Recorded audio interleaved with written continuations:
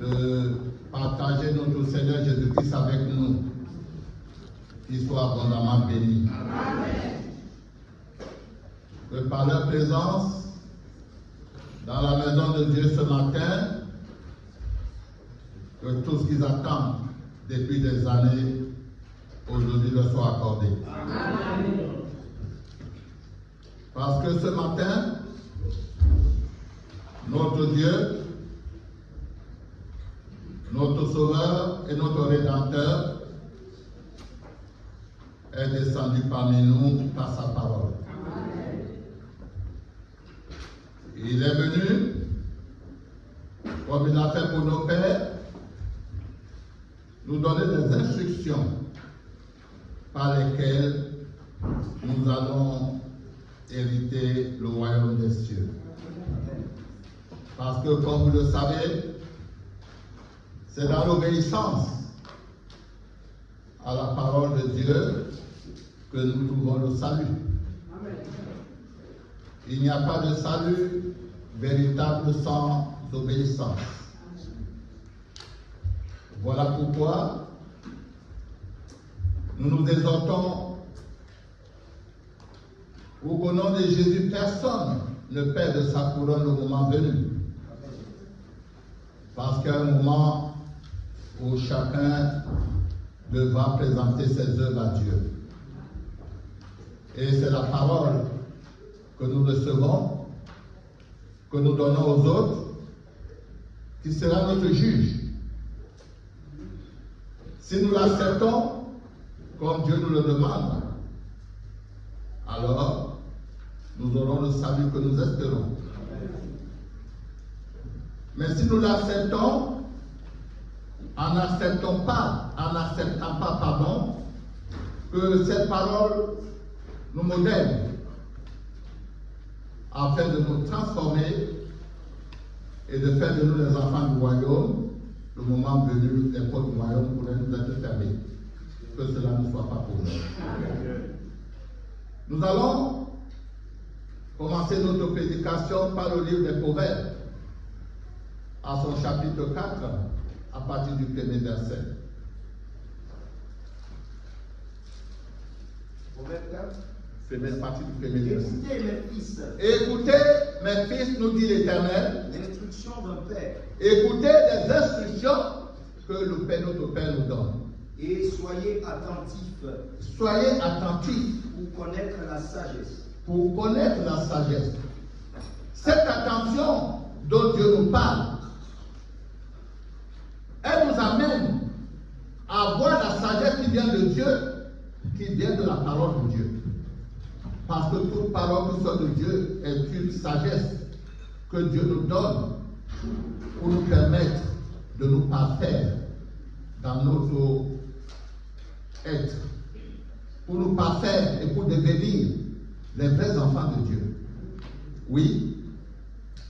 Car je vous donne de bons conseils. Car le conseil que Dieu nous donne, ce sont des bons conseils que Dieu nous donne. Parce que celui qui te donne des bons conseils, c'est celui qui veut ton bien. C'est celui qui veut ton avancement. C'est celui qui veut ton succès. C'est celui qui veut ta réussite. C'est celui qui veut ta prospérité. Parce que toutes ces choses, c'est Dieu qui les donne. Donc, celui qui te donne des bons conseils en ce qui concerne l'écriture, c'est celui-là qui t'aime. Et aujourd'hui, personne ne peut mettre en doute l'amour que Dieu a pour lui. Mais en même temps, ce n'est pas parce que Dieu t'aime que toi, tu dois négliger ce qui fait la force de Dieu. Ce qui fait la force de Dieu, c'est l'obéissance à sa parole. Car celui qui dit aimer Dieu et qui néglige ce qui fait la force de Dieu, l'obéissance, il se perd lui-même. Car la désobéissance est à son détriment. Ce n'est pas au détriment de Dieu. Oui. Ne rejetez pas mon enseignement. Ne rejetez pas mon enseignement. Ce n'est pas parce que Dieu est bon que tu dois rejeter l'enseignement de Dieu. Parce que tu dois toujours avoir l'esprit que les comptes te seront demandés le moment venu. Parce qu'aucun péché ne peut rester impuni devant Dieu. C'est pour ça que Galates nous dit que celui qui sème pour la chair moissonnera de la chair la corruption, c'est-à-dire la destruction de son corps. Et celui qui sème pour l'esprit moissonnera de l'esprit la vie éternelle. Oui. J'étais un fils pour mon père. J'étais un fils pour mon père. Un fils tendre et unique. Oui. Près de ma mère. Près de ma mère, oui. Il m'instruisait alors. Oui. Et il me disait. Oui. Que ton cœur retienne ses paroles. Que ton cœur retienne ses paroles. La rétention des paroles de Dieu est faite, non pas pour le retenir et pour la réciter, parce que celui qui écoute la parole de Dieu, qui la répète sans la mettre en pratique, n'est pas un enfant de Dieu. Ou du moins ne l'est pas encore. Car c'est la mise en pratique de la parole de Dieu qui fait de toi un enfant de Dieu. C'est ce que nous dit Jean chapitre 1er, verset 12. À ceux qui l'ont reçu, à ceux qui croient en son nom, la parole leur donne le pouvoir, l'autorité de devenir les enfants de Dieu. Donc, ce qui montre, par conséquent, qu'on ne naît pas enfant de Dieu, on le devient par l'appel qu'il nous a adressé. Et en écoutant sa parole, en mettant en pratique, on devient donc un enfant de Dieu, parce que la parole nous façonne, nous donne l'image de Dieu. Celui qui dit, je l'ai connu, et qui ne garde pas ses commandements, est un menteur. Et la vérité n'est point en lui. Donc, écoutez ce qu'il dit, c'est très important. Si la vérité n'est pas en toi, qu'est-ce qui est en toi? Le mensonge. Et le mensonge vient du diable. Ça veut dire que tu peux être dans le peuple de Dieu, tu n'es pas un enfant de Dieu, mais tu es un enfant du diable. Et tu sèmes la zizanie dans la maison de Dieu. Parce qu'un enfant du diable fait les œuvres de son père. Il ne fait pas les œuvres de Dieu, il fait les œuvres de son père. Et le père, son père, à lui, a été traître depuis le commencement. Il a toujours pour objectif de détruire le peuple qui appartient à Dieu. Que cela ne soit pas pour nous. Amen. Et pourtant, dans le conseil de ce matin, c'est notre première lecture du jour. Observe mes préceptes et tu vivras. Non. 3 fois par année, 3 fois par année, tu célébreras des fêtes en mon honneur. Tu célébreras des fêtes en mon honneur. Ce n'est pas en l'honneur d'un homme que tu dois célébrer des fêtes. Tu dois célébrer des fêtes en l'honneur de l'Éternel. Tu dois honorer l'Éternel. Tu dois l'honorer. Parce que le fait que Dieu t'a appelé, il t'a honoré. Parce que être un enfant de Dieu n'est pas une sinécure. Être un enfant de Dieu, c'est un honneur que Dieu te fait. Parce qu'à travers ton appel, Dieu t'a donné quelque chose de supérieur aux autres qu'on appelle le Saint-Esprit.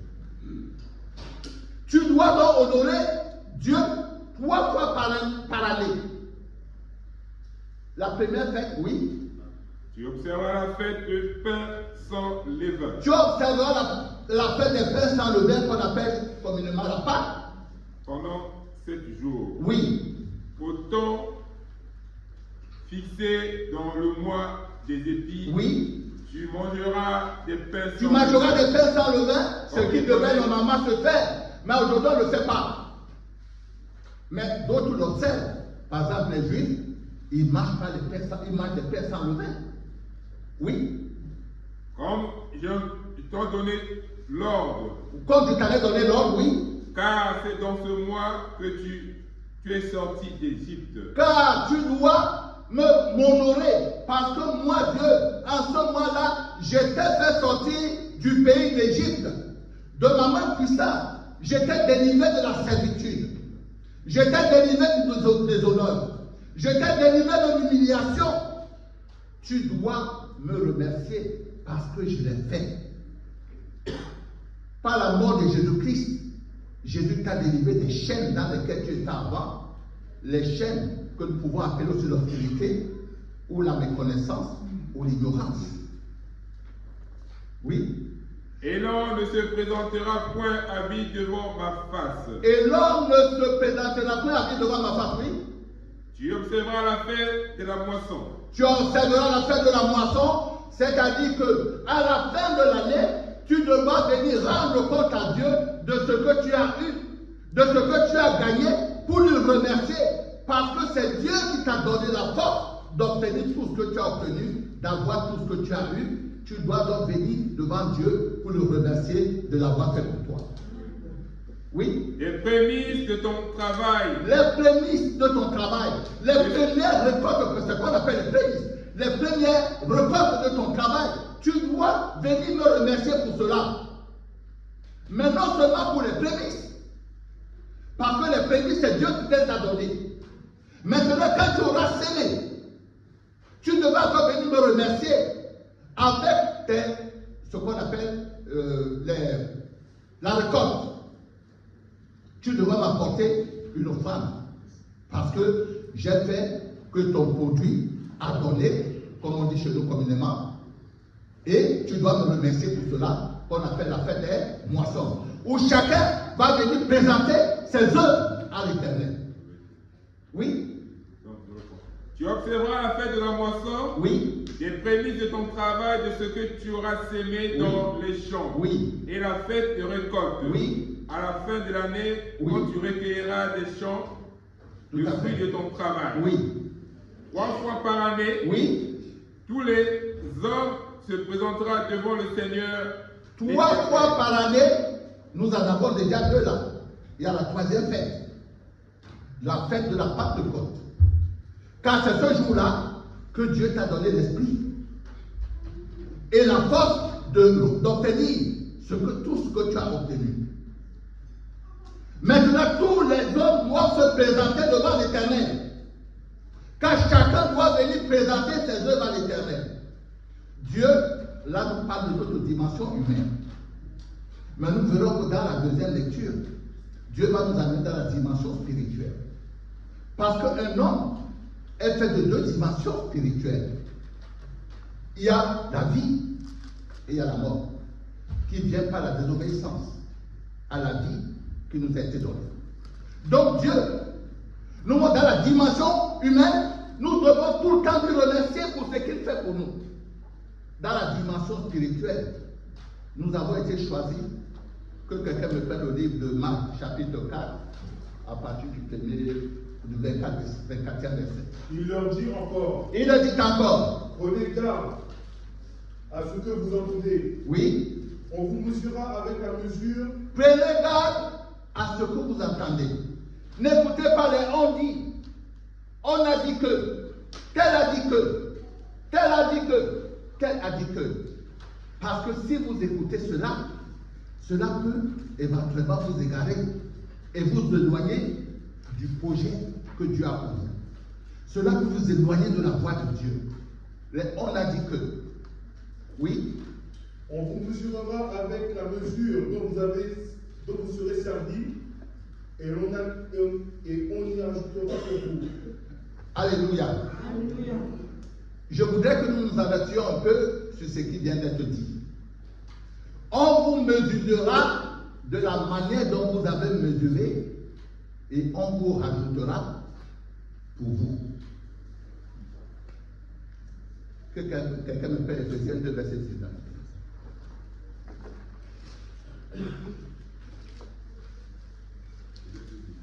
Oui. Ainsi donc.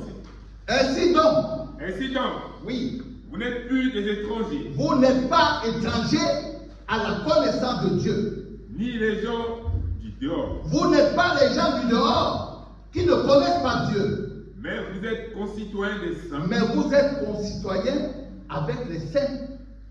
gens de la maison de Dieu. Vous êtes des gens de la maison de Dieu. Vous avez été édifiés par le fondement des Car vous avez été édifiés sur le fondement des apôtres. Parce que ce sont les apôtres qui ont reçu la parole qui aujourd'hui nous a annoncée. et des prophètes. Et des prophètes. qui nous ont parlé de Dieu depuis le commencement. Oui. Jésus-Christ lui-même, Jésus lui-même, étant la pierre angulaire, la parole, Jésus qui est la parole, il est la pierre angulaire de tout enseignement qui vient de Dieu.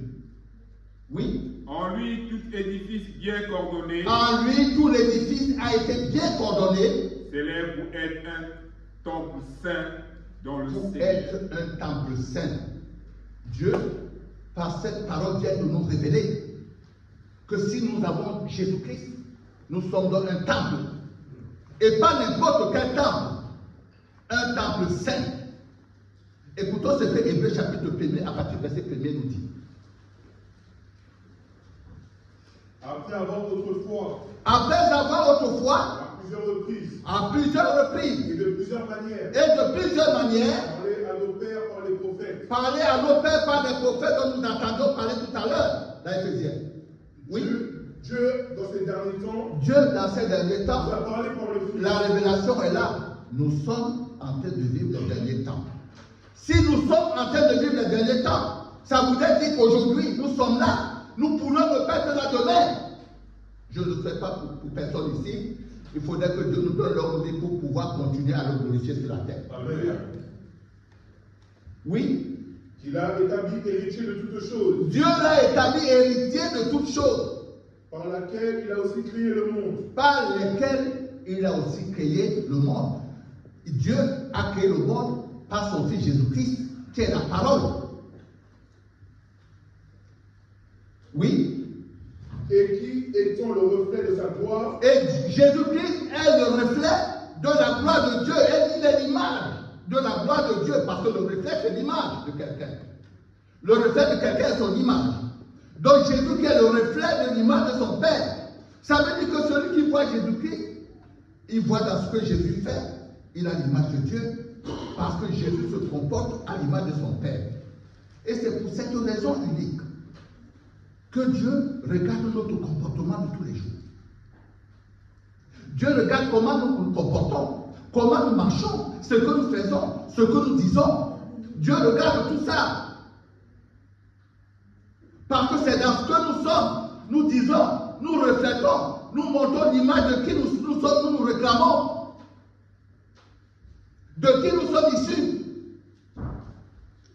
Si nous marchons selon la part de Dieu, alors nous reflétons l'image de Dieu. Parce que ceux qui nous regardent, ils ne diront pas, ah, mais c'est un chrétien, mais regarde ce qu'il fait. C'est une chrétienne, regarde ce qu'il fait. Mais ils diront, ah, cette maman-là, ou ce frère-là, Dieu l'a vraiment changé. Dieu l'a transformé. Et c'est tout à ton honneur. Parce que si les hommes de ce monde disent ça de toi, ça veut dire que Dieu même dit encore plus de toi. Mais si tu ne le fais pas, Jésus dit quoi? Il dit que toi, qui connais la parole de Dieu, et qui n'a même pas en partie, ce jour-là, il te sera rajouté.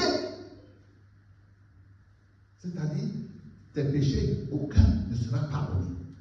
On rajoutera à tout ce qu'il y avait, tout ce que tu as, on rajoutera même ce que Dieu a voulu te pardonner.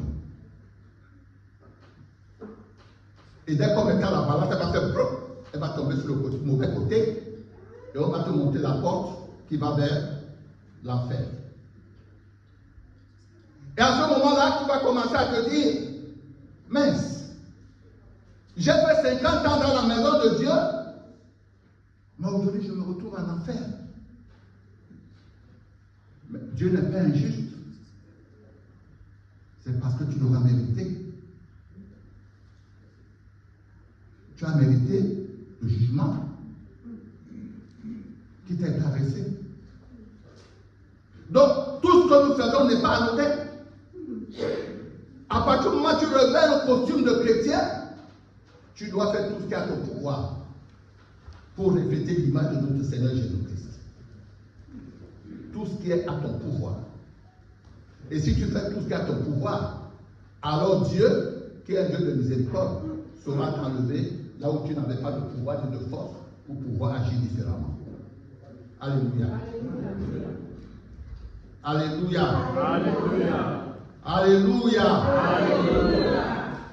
Que la parole de Dieu nous transforme. Amen. Continue.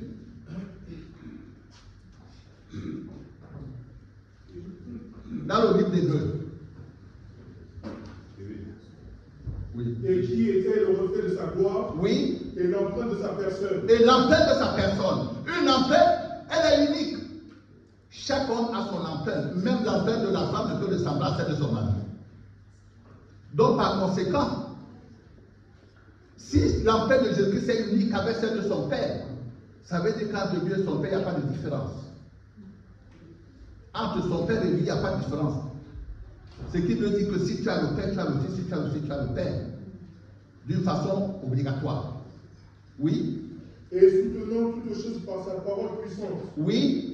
A fait la purification des péchés. Oui. Et s'est assis à la droite de la majesté divine dans le Dieu très haut. Oui, après la purification des péchés, il s'est assis à la droite du Père très haut. Il s'est assis pourquoi? Parce qu'il est le précurseur de celui qui nous montre le chemin du royaume. Car si Jésus-Christ n'est pas avec toi, tu n'auras pas de place là-bas.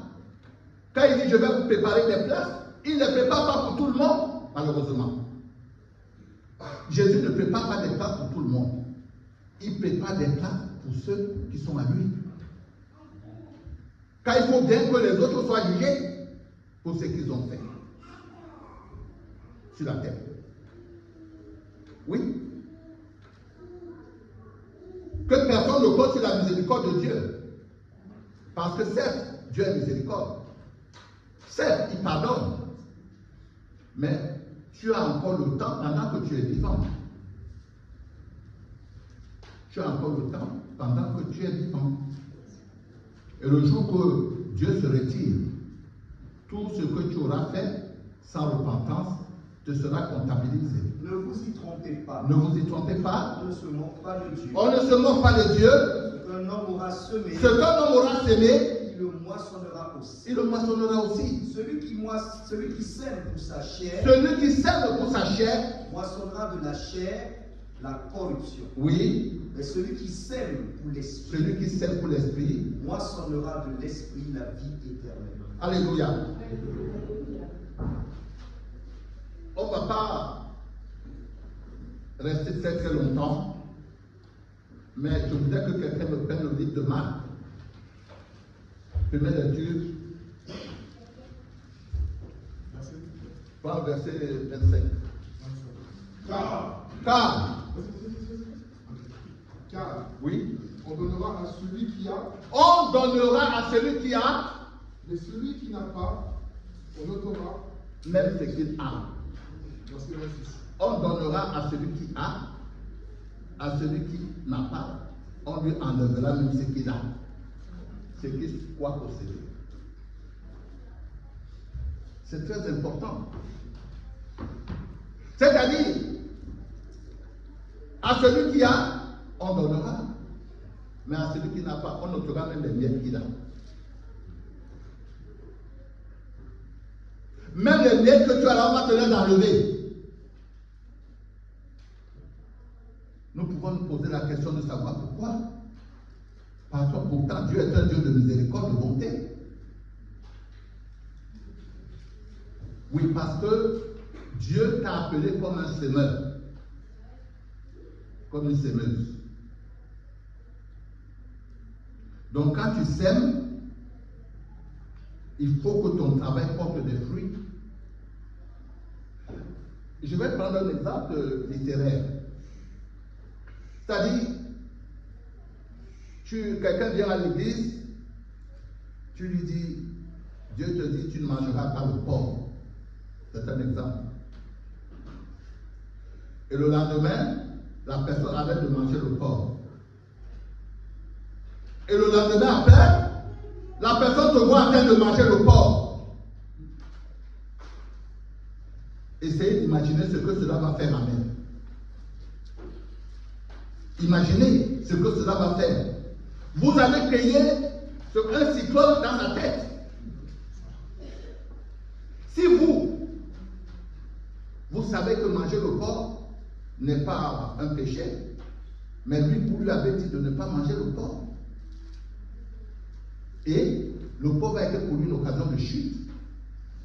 Parce qu'à cause de vous, il va dire que Dieu n'est pas dans votre église. Car si quelqu'un te voit, Oui, toi qui as de la connaissance, oui, assis à la table dans un temple d'idole, oui, sa conscience à lui qui est faible, oui, ne le portera pas-elle à manger des viandes sacrifiées aux idoles? oui, Et ainsi le faible périra par ta connaissance. oui, Le frère pour lequel Christ est mort. oui.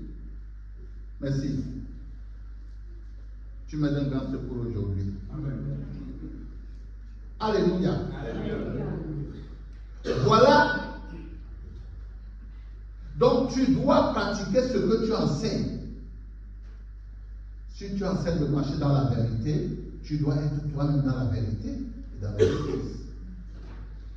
Si tu enseignes de marcher dans le mensonge, ta place n'est pas dans la maison de Dieu. Elle est dans le temple des idoles. Parce que ceux qui sont dans la maison de Dieu doivent marcher selon leur Père. Parce que la maison de Dieu est une maison de vérité. Il y a ainsi beaucoup de choses dont nous pouvons parler, que nous ne parlerons pas, parce qu'il y a beaucoup qui se sentiront visés parce que nous disons. Mais nous sommes appelés pour dire la vérité afin de sauver beaucoup d'âmes. Car c'est la vérité qui a franchi un homme. Vous connaissez la vérité et la vérité vous a franchi. N'endurcissez pas vos cœurs. Parce qu'en fait, tout ce que nous faisons, si nous sommes des semeurs, nous devons inlassablement travailler pour notre Père. Car son royaume dépend de nous aussi. Jésus-Christ a besoin de lui. Comme nous avons besoin de lui. Et c'est parce qu'il a besoin de nous qu'il nous a choisis. Parce que s'il pouvait revenir lui-même, comme il est venu hier, annoncer sa parole, nous n'aurions pas été utiles. Mais si nous sommes utiles, c'est parce qu'il a besoin de notre corps. Et parce qu'il a besoin de notre corps, nous devons sanctifier ce corps. Nous devons le garder en état de pureté. Et nous éloigner des souillures de ce monde. Parce que celui qui pêche contre son corps, il pêche contre Dieu, mais il pêche aussi contre son propre corps. Si tu pêches contre ton propre corps, tu le soumets à la destruction future. Parce que le jour viendra où Dieu détruira ce corps. Et tu n'auras pas droit à un autre corps, que celui-là est céleste, qui te permettra de t'élever pour aller à l'encontre de Jésus-Christ dans les airs. Alléluia. Alléluia. Alléluia. Alléluia. Alléluia.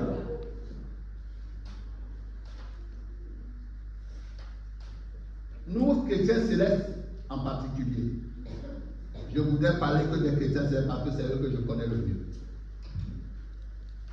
Nous, chrétiens célestes en particulier, nous négligeons l'appel que nous avons reçu de Dieu.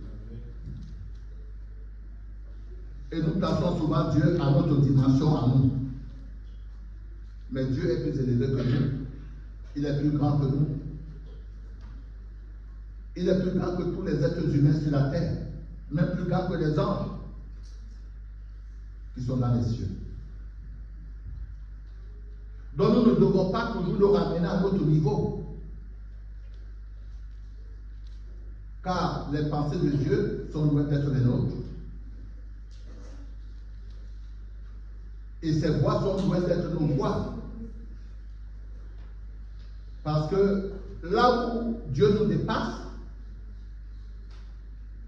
c'est que Dieu a la dimension de pardonner à qui il veut. On va retourner sur Nombre 23, verset 19. Exode 23, 19, pardon.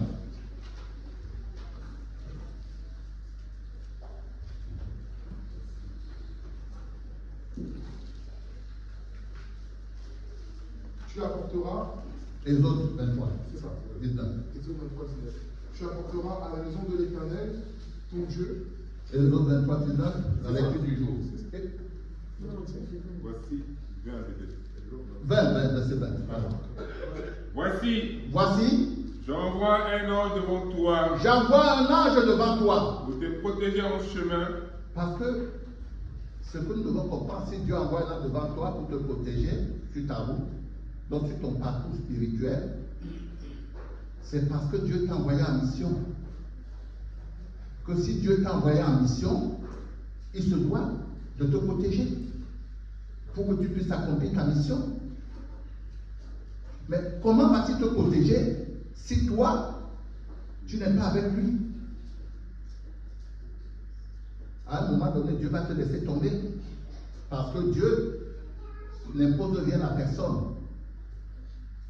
Sauf à certaines personnes, bien entendu. Oui? Voici, Oui? j'envoie un ange devant toi J'envoie un ange devant toi pour te protéger en chemin pour te protéger en chemin. et pour te faire arriver au lieu que j'ai préparé. Et pour te faire arriver au lieu que j'ai préparé pour toi. Tiens-toi sur tes gardes Tiens-toi sur tes gardes, c'est la même en chose. sa présence. Fais attention. Parce que l'ange, il est toujours à côté de toi. Tiens-toi sur tes gardes en sa présence. Et écoute sa voix. Un instant, papa. Mais, l'ange de Dieu là, à quel moment tu sais qu'il est à côté de toi? Il est toujours à côté de toi. Parce que la petite voix intérieure que tu entends, qui te dit ne le fais pas, c'est lui qui te parle. La petite voix intérieure que tu entends qui te dit ne va pas là-bas, c'est lui qui te parle. La petite voix intérieure qui te dit enlève la rancune dans ton cœur, c'est lui qui te parle. Et puis tes querelles, c'est lui qui te parle. Et il dit tiens-toi sur tes gardes en ça. Oui. Et écoute sa voix. Et écoute ce qu'il te dit. Ne lui résiste point.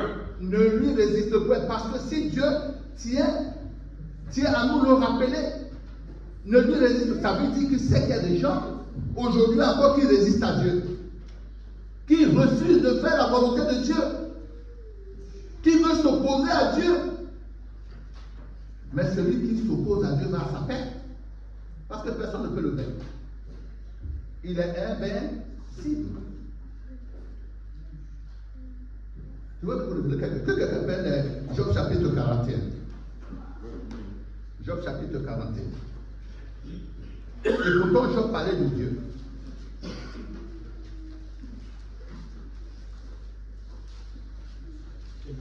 Pas que tu veux verset. Nul. Oui. Oui. Nul n'est assez hardi pour les citer. Nul n'est assez hardi pour les citer. Qui donc me résisterait en face? Oui. De qui suis-je le débuteur? Oui. Je le perds. Oui. Sous le ciel, tout m'appartient. Sous le ciel, tout appartient à Dieu. Oui. Verset 3. Oui. Je entends parler de ses membres. Oui. Et de sa force. Oui. Et de la beauté de sa structure. Oui. Qui se lèvera son vêtement? Oui. Qui pénétrera entre ses mâchoires? Qui peut pénétrer sur les mâchoires de Dieu? Qui ouvrira les portes de sa gueule? Qui peut ouvrir les portes de sa gueule? Autour de ses dents habite la terreur. Oui. C'est magnifique et puis son bouclier Oui. s'utilise en sang. Oui. Comme par un seau. Oui. Ils se serrent l'un contre l'autre. Oui. Et l'air ne passerait pas entre eux. Jésus-Christ et son Père, ils sont tellement unis que l'air ne passerait pas entre les deux. Oui. Verset 8. Ce sont des frères qui s'embrassent, Oui. qui saisissent, Oui. demeurent inséparables. Oui. Ses éternuements font briller la lumière. Oui. Ses yeux sont comme les paupières de l'aurore. Oui. Des flammes jaillissent de sa bouche. Les flammes jaillissent de sa bouche. Des étincelles de feu s'en échappent. Oui. Une fumée sort de ses narines. Oui. Comme d'un vase qui bout. Oui. D'une chaudière ardente. Oui. Qui son souffle allume les charbons. Son souffle allume les charbons, oui. Sa gueule lance la flamme. Sa gueule lance la flamme. La force à son cou pour demeure. Oui. Et l'effroi bondit au-devant de lui. Oui. Ses parties charnues tiennent ensemble. Oui. Fondues sur lui. Oui. Inébranlable. Inébranlable. Son cœur est dur comme la pierre. Merci. Son cœur est dur comme la pierre. C'est ce qu'il faut comprendre sur ma pierre. Le cœur de Dieu est dur comme la pierre. Ça veut dire que quand Dieu prend une décision, elle reste irrévocable. Ce que nous devons redouter, c'est ça, en réalité. Que quand Dieu prend une décision qui n'était pas favorable, elle reste irrévocable. Nous avons des exemples dans la Bible. Hein. Nous pouvons prendre la plus fréquente, Moïse. Après avoir travaillé, après avoir fait sortir le peuple d'Israël d'Égypte, Moïse partit là, parce qu'il a manqué de foi un seul instant, en tapant 2 fois la pierre, mais la porte de la terre promise a été fermée. On lui a dit, tu la regardes, voilà la terre promise là-bas, mais tu n'y entreras pas. C'est pas dur? C'est pas dur? N'importe qui aurait dit, mais c'est pas possible. Pour la première fois qu'il désobéissait, tu pouvais au moins lui pardonner. Mais Dieu dit, non, tu n'iras pas. Parce que c'est toi, c'est à toi de donner l'exemple. Parce que tu as vu mes œuvres. C'est à toi de donner. Toi, tu dois donner l'exemple. Si tu ne donnes pas l'exemple, Dieu peut prendre des décisions irrévocables. Il n'est pas incapable de le faire. Il a déjà fait par le passé. S'il a fait par le passé, il peut le faire aussi au présent. Que Dieu aide son Église. Amen. Qu'il nous accorde un cœur intelligent pour comprendre ses voies. Mais surtout pour l'aimer et le glorifier tout au long de notre existence.